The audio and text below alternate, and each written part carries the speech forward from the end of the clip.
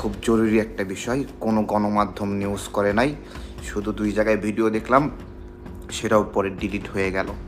Policy, it's a policy, সিদ্ধান্ত, decision নিয়েছে ইউনূস সরকারের পলিসি এটা। প্রয়োজনে রক্ত ঝরবে, তবু সীমান্তে এক চুল ছাড় দেওয়া চলবে না। এটা আমার মুখের কথা না, এটা আমাদের স্বরাষ্ট্র উপদেষ্টার মুখের কথা। গুড, আমরা এটাই চাই। অবশেষে বিডিআর সেনাদের মুক্তি, যা উপলব্ধি করলো বা বুঝতে পারলো ভারত। অবশেষে বিডিআর সেনাদের জামিনের মধ্য দিয়ে অনেক কিছু রহস্য, অবিশ্বাস্য, চাঞ্চল্যকর তথ্য উদ্ঘাটিত হতে যাচ্ছে। একটা সুসংবাদ, আমাদের বিডিআর ভাইরা জামিন পেয়েছে 200 জন। আজকে 400 জনের জামিন শুনানি ছিল। 400 জনের মধ্যে 200 জনের জামিন শুনানি শেষে জামিন দেওয়া হয়েছে, আলহামদুলিল্লাহ।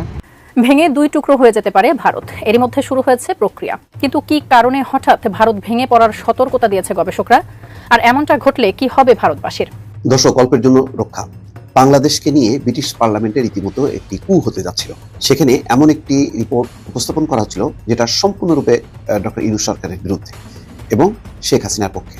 পরে টের পেয়ে ব্রিটিশ এমপিরাই প্রতিবাদ করে, তারপরে সেই রিপোর্টটি প্রত্যাহার করা হয়।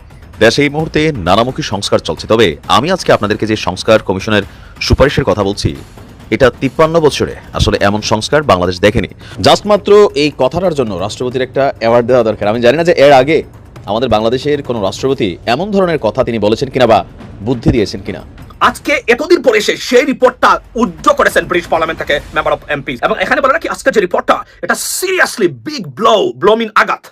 So it's a good news for Bangladesh, good news for everyone, কারণ সত্যিকার অর্থে যে বাংলাদেশ একটা আল জাজিরা রিপোর্টে কুকীর্তি ফাঁস, লুকাতে ব্যস্ত হয়ে পড়েন হাসিনা। আল জাজিরার একটি প্রতিবেদন, অনুসন্ধানী প্রতিবেদন, এবং এটার পর বাংলাদেশের মিডিয়াগুলো এর বিরুদ্ধে ব্যাপকভাবে প্রশংসায় ভাসছে ছাত্রনেতা হাসনাত আব্দুল্লাহ। হাসনাত আব্দুল্লাহকে কারা প্রশংসা করছে, কারা তার বক্তব্য শেয়ার করে তাকে অ্যাপ্রিসিয়েট করছে? হাসনাত আব্দুল্লাহ সম্ভবত এই প্রথম, আগেও হয়েছে, কিন্তু এই দৃশ্যে হাসনাত আব্দুল্লাহকে প্রথম দেখা গিয়েছে। Hasnat Abdullah is very important character.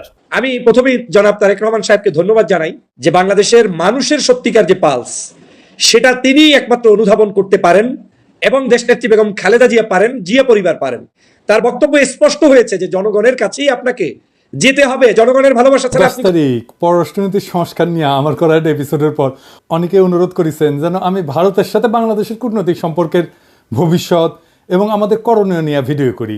আপনারা জানেন আমার গুরু খলিল ভাই, উনিও আমাকে ইমেলে তার যে মতামত জানাইছেন, সেইখানেও তিনি বলছিলেন যে ভারতের সাথে কূটনৈতিক সম্পর্ক নিয়ে আমি সেইখানে কথা বলি নাই আগের এপিসোডে।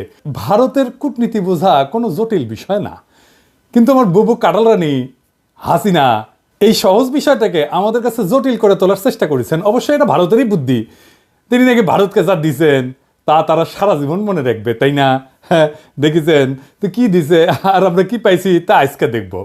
এই ভিডিওটা শুধু আমাদের সরকারের জন্য না, কূটনীতিকদের জন্য না, বরং কৃষক, ছাত্র, জনতা সহ বাংলাদেশের সকল নাগরিকের জন্য গুরুত্বপূর্ণ। কেন? কারণ আমাদের একমাত্র শত্রু হইল ভারত। জি না, আমরা একা তাকে শত্রু জ্ঞান করি না, তারাও আমাদের শত্রু হইলেই মনে করে। এই শত্রু খেলা তারাই শুরু করেছে, আমরা শুরু করি নাই। এটা আমার অনুমান না, আজকে প্রমাণ করব এবং সবাইরে জানাবো প্রমাণ সহকারে। না হইলে বিপ্লবকে ব্যর্থ করার যেসব চেষ্টা ভারত করবে তা মোকাবেলা করা আমাদের দিয়ে সম্ভব হবে না।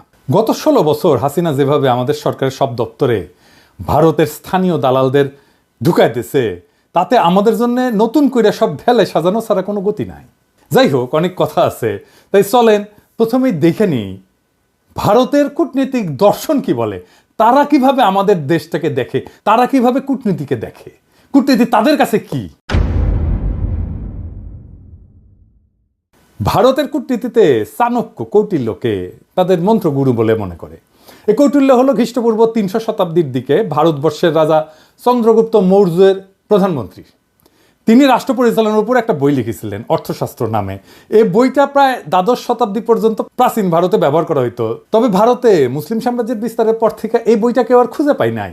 মুসলমান শাসনকর্তারা ভারতের প্রাচীন ফিলোসফিকে জয় বাংলা করে দিছিল। যাই হোক, পরে 1905 সালে আবার সবার অজানা এই মাস্টারপিস ভারতের একজন কৃষক উদ্ধার করছিল, এবং একজন সাধারণ ব্রিটিশ সেই বইটা ভারতে সংরক্ষণ করার ব্যবস্থা করে। আর বর্তমানে এই অর্থশাস্ত্র, কৌটিল্যের অর্থশাস্ত্র ভারতের প্রধানমন্ত্রী মোদী, পররাষ্ট্রমন্ত্রী জয়শঙ্কর থেকে শুরু করে অনেক নতুন পুরানো নেতার রাজনৈতিক আদর্শে পরিণত হয়েছে। ভারত আবার কৌটিল্য ইকোনমিক কনক্লেভ করার মাধ্যমে এই দর্শন সবার কাছে খাওয়াইতে চায়, দেখাতে চায় এটা আমাদের অরিজিনাল জিনিস, বুঝছাও? এটা ইন্টারেস্টিং গল্প বলি এই কৌটিল্য প্রসঙ্গে।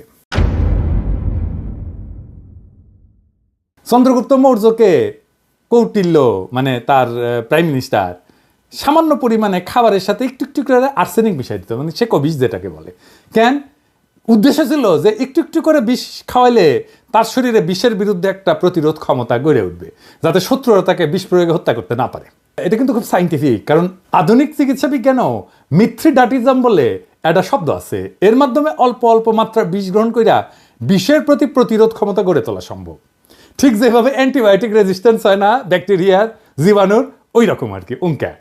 তো কথিত আছে যে একবার চন্দ্রগুপ্ত মৌর্যের রানী দুর্ঘটনাক্রমে খাবারটা একটু খেয়ে ফেলে, আর্সেনিকযুক্ত খাবার। রানী তখন সন্তান সম্ভব ছিলেন, তো বিষের প্রভাব থেকে তার অনাগত সন্তানকে বাঁচানোর জন্য রানীর পেট চিরা কৌটিল্য শিশুকে বাইর করছিল। এটাই হইতেছে ইতিহাসের প্রথম সিজারিয়ান সেকশন, বুঝাও? এই ছেলের নাম হইতেছে বিন্দুসার। বিম্বিসার না আবার কলে বিন্দুসার। বিন্দুসারের ছেলে হইতেছে সম্রাট অশোক। বুঝা গেছে? জীবনানন্দের বর্ণনা সেন যখন পড়ি না, উটি লেখা আছে না, বিম্বিসার অশোকের ধূসর জগতে সেখানে ছিলাম আমি। এই বিম্বিসার অশোক বইলা একটা ধাঁধা লাগাই দেন কিন্তু জীবনানন্দ। বিন্দুসার অশোক হইলে পিতা পুত্র হইতো, তাই না? এটা না করে একটা টুইস্ট দিছে বিম্বিসার কইয়া। এখানে এসে মনে হয় আসলে কি ঠিক পড়তেছি না ভুল পড়িছি না, তো সেই সময়টা ধূসর হয়ে যাওয়ার জন্য এরকম হয়েছে নাকি? বুঝাও কি সুন্দর, এটা কাব্যিক একটা মোহের মধ্যে ফেলা দেয়, বুঝেছেন? জীবনানন্দের এটা কলে মুন্সিয়ারা।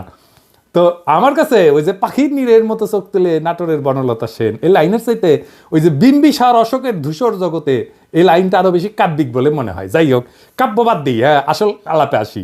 কেন কৌটিল্যের অর্থশাস্ত্র সম্পর্কে আমাদের জানা এবং বোঝা জরুরি। ভারত আমাদের শত্রু রাষ্ট্র না বন্ধু রাষ্ট্র?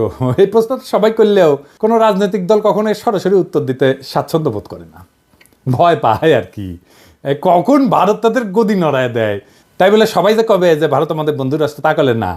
এটাই আমাদের সমাজে ইনশাল্লাহ বলার মতোই সত্য। হাসিনা বাবুর আমলে তো ভারতকে বন্ধু বলাটা একটা ফ্যাশন ছিল। বাংলাদেশের কোনো জাতীয় অর্জনে ওই ভারতের প্রধানমন্ত্রী, রাষ্ট্রপতি থেকে শুরু করে মন্ত্রী, মুখ্যমন্ত্রী আগমন খুব কমন ছিল না, সাধারণ ঘটনা ছিল না। কিন্তু হঠাৎ কি হইলো যে ময়ূক পাগলা হইয়া গেল। এই যে দেখেছেন এডিটর সাহেব, এটা দেখান না, আমি কাকা তিরিং বিরিং করে লাপায় না, দেখান না। হুক করলে তারেক হেভি টাপাইছে, ওই যে গণ অধিকারের তারেক, বুঝাও? তারেকের ভিডিওটা দেখা, তারেক কি কইছিল যে জামাতকে আপনার পাঁচাত কামড় দিছে, দেখান না ওইটা। আরে বাবর কে? বাবর কে? কে? বাবর ভারতের বাপ। হ্যাঁ, বাবর ভারতের বাপ। আর আচ্ছা ঠিক আছে, ঠিক আছে। সমস্যা কি বলেন তো? আমার সমস্যা হচ্ছে জামাতি এবং জেহাদিরা। বন্ধ করতে পারবেন? কেন জামাতিরা আপনার পাশে কামড় দিয়েছে বলেন? বিজেপির নেতারা উল্টা পাল্টা বলা শুরু করলো, এই দেখেন ভিডিও দেখেন। বাংলাদেশের সঙ্গে যুদ্ধ ভারতের কাছে তো কয়েকদিনের ব্যাপার নয়, কয়েক মিনিটেই ফয়সলা হয়ে যাবে। আমরা বড় ভাই হিসেবে চিমটি কাটছে, আঁচড় কাটছে, সহ্য করছি। তো বেড়া